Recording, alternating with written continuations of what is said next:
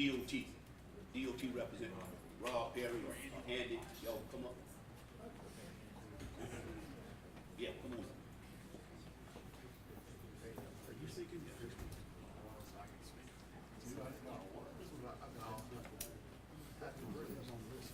No, he wasn't. Come on up, Sheriff. How you doing? I'll just leave you with you. Make a moment. Miss Rayo did that.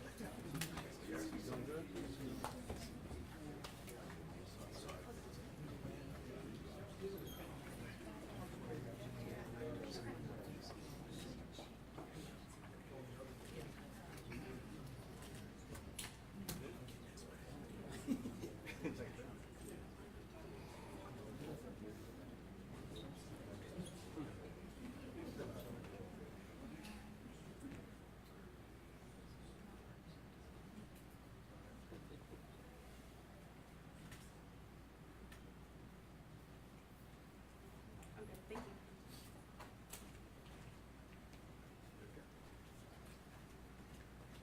Good morning, everyone. Morning. On behalf of Director Woods and the South Carolina Department of Public Safety, I'd like to welcome everyone here to DPS headquarters. I'm Michael Oliver, Chief of Staff and Deputy Director for the Department of Public Safety. As you can see, we have a lot of our law enforcement partners who are rallying around the Highway Patrol in light of the recent tragedies of 3 troopers being hit in separate incidents in the last month or so. While performing their duties, we greatly appreciate y'all coming. Thank you for being here. I'd like to extend a special welcome to our partners with DOT. They're here representative as well. And for having their digital message boards available to us this week to promote our enforcement campaign that we're going to talk about here this morning. I'd also like to welcome several chiefs, sheriffs, and other law enforcement officers, and I sort of alluded to that just then. I had a list of 4 or 5 I was going to introduce, but I think that list has grown so long I won't be able to do that. Thank y'all for being here. That's a strong show of support. I also want to extend a special welcome to the families of 2 of our fallen troopers, Lois Rayo, who lost her son in 2002, and Jade Ricks, who lost her husband just last month. While I know your attendance today may be difficult, we are grateful to have you here with us today. It shows the personal impact of what we're talking about today. Every day, countless motorists come within inches of hitting law enforcement officers who are conducting traffic stops, first responders working collisions, and DOT SHEP workers assisting motorists without the slightest attempt to move over or slow down. At least 7 troopers seen on this wall behind me were victims of either inside the car or outside the car and were struck by passing motorists. That does not include the many names of those injured and the untold names of those that were near misses that we see every day.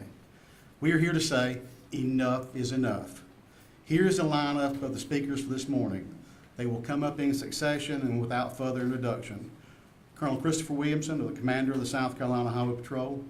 Richland County Sheriff Leon Lott, speaking on behalf of the South Carolina Sheriff's Association. Myrtle Beach Police Chief Dana Crowell, speaking on behalf of the South Carolina Police Chiefs Association. And finally, Ms. Lois Rayo, mother of fallen trooper Michael Rayo, who was hit and killed in the line of duty. Again, thank you for being here with us today. Colonel Williamson.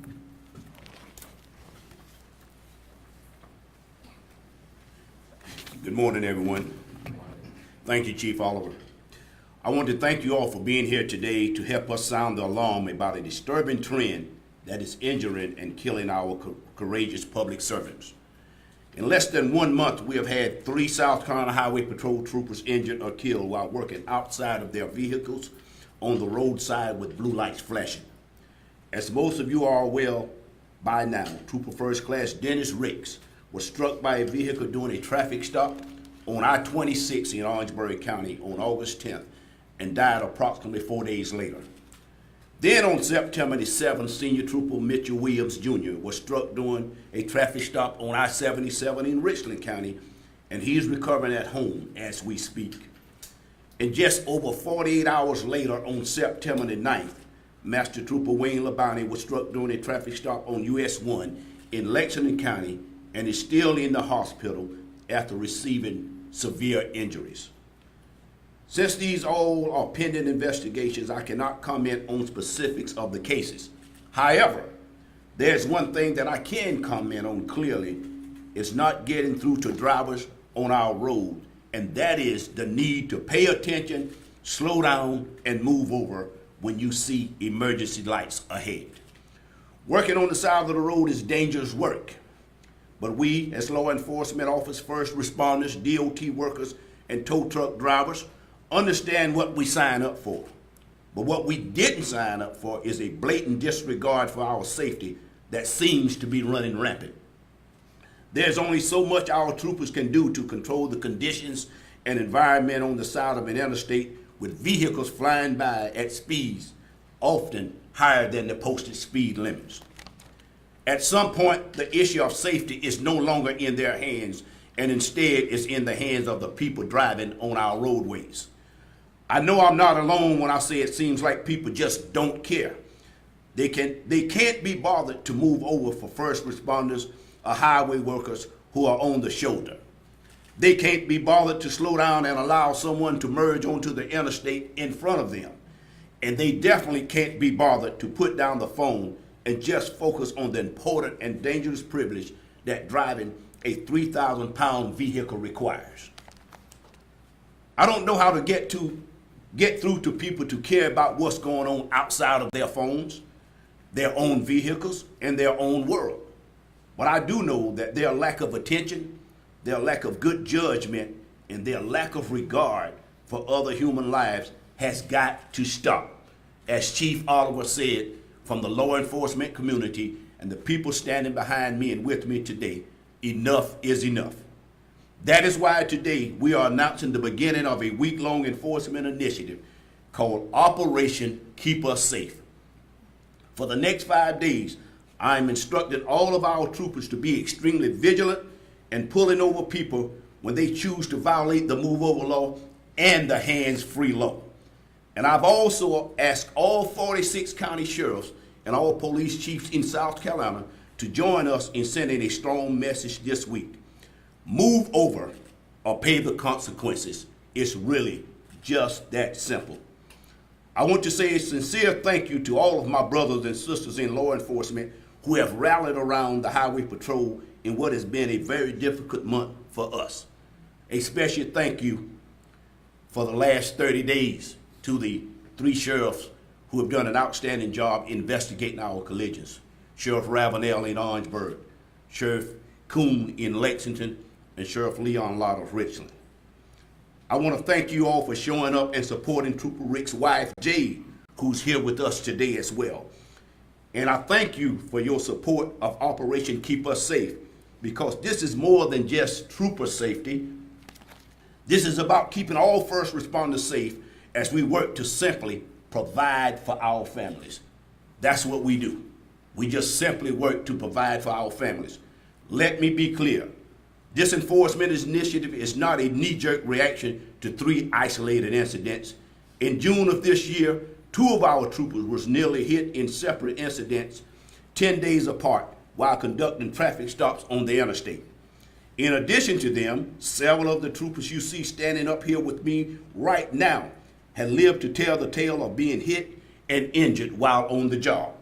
And I tell you, they're standing here today with fire in their hearts to make a difference so that the same thing would not happen to their co-workers. In just a moment, you will hear from Sheriff Leon Lott of Richland County and Chief Dana Kroll of North Myrtle Beach Police Department, along with Ms. Rayo, whose son Mike Rayo, a former trooper who lost his life, and his picture's on this wall right behind me.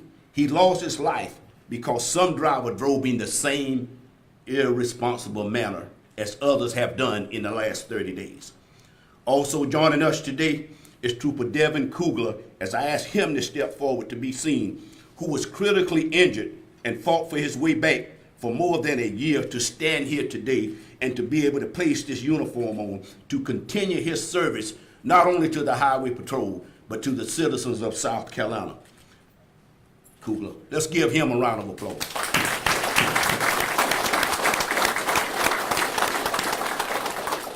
Thank you. Before I bring up Sheriff Lott, I just want to say one last thing to the motoring public. These men and women you see up here and on the side of the road and from your communities, they live in your neighborhoods. They are members of your churches, and their kids go to school with your kids.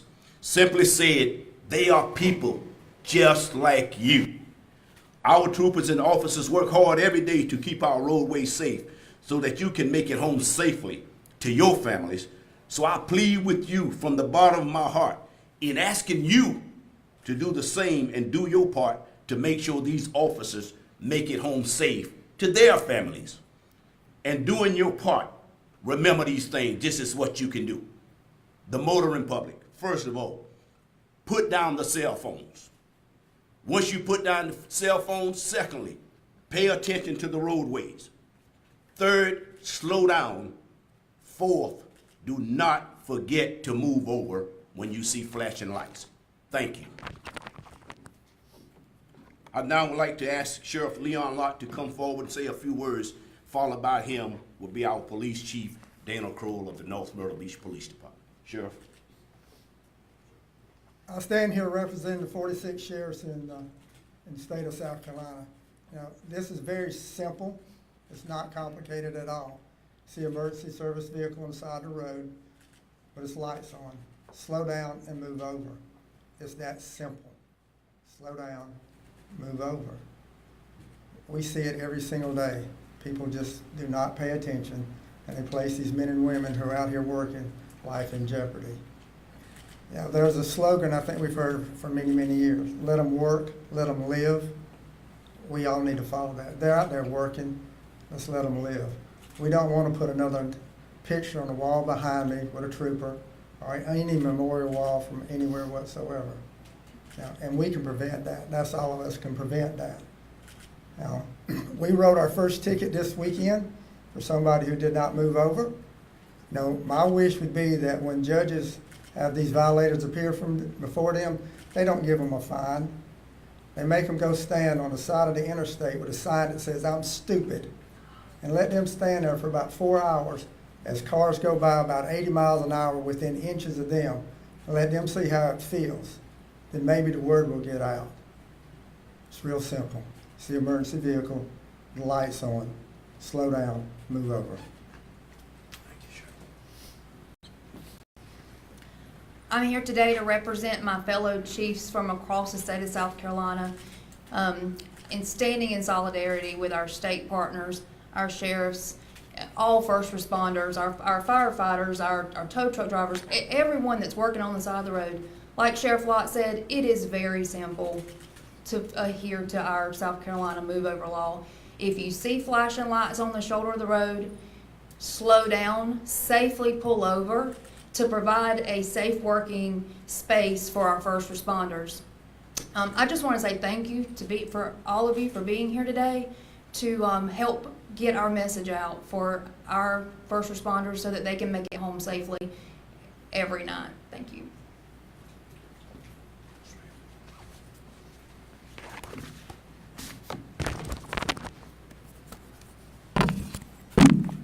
Just so you see them. Good morning. If you haven't heard already, my name is Lois Rayo. I'm the surviving mother of Senior Trooper Michael J. Rayo, who was struck by a distracted driver on Interstate 95 in Clarendon County on June 10th, 2002. 3 recent incidents involving our South Carolina troopers, one of which sadly resulted in the death of Trooper Dennis Ricks on August the 13th.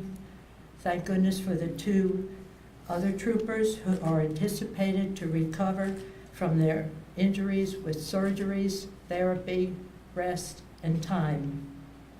At the time of Mike's accident, it was 8 o'clock on a Monday morning. Our son had stopped on Interstate 95, mile marker 125 on the southbound side, to assist a stranded motorist with a young family standing there. He engaged his lights according to protocol for this type of incident. Hundreds of law enforcement officers turn their lights on many times during the day and for many reasons, EMTs and firefighters followed the same procedures. The purpose of these blue or red lights is to alert travelers on the roadways to slow down and move over to allow those first responders to do their job. On that faithful June 10th, one driver did not attention to those flashing blue lights on Mike's cruiser. Instead of moving over, he aimed for the blue lights, struck Mike and his cruiser going 81 miles an hour. For 2 long days, Mike fought for his life and succumbed to those injuries on June the 12th. We had the unfathomable task of burying our son on Father's Day, 2002. Mike was 33 and a loving husband with one young 2-year-old daughter. Our daughter lost her only sibling at the hands of a driver who did not move over.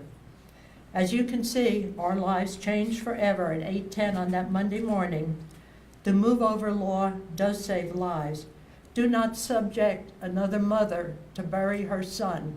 Please move over. Thank you.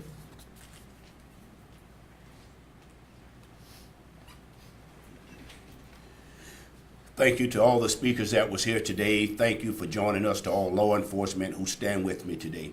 Thank you to the media for allowing us to, assisting us in getting our message out. We truly appreciate it. At this time, we will not take any questions, but everybody here will be available for separate interviews if you wish to do that. So we'll take interviews at this time if you wish to do that. That concludes our message. Interviews will be set up outside. Thank you.